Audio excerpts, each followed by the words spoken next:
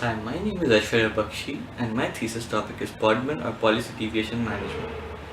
Now, as computers become more and more accessible and connected than ever before, there is a rising interest in harnessing the power of technology to improve efficiency and collaborations in work environments. And one of the domains which primarily focuses on this is called CSCW or Computer Supported Cooperative Works. Now, in CSCW, there is a growing paradigm of using policy or process based management systems to manage collaboration and the tasks of users.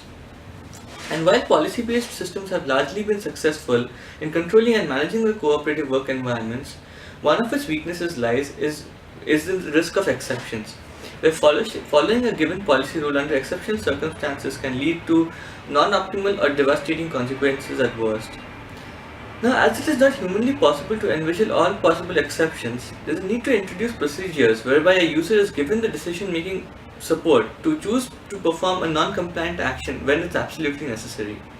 And my thesis presents a method to achieve the same. So, what are the implications of Podman in real life?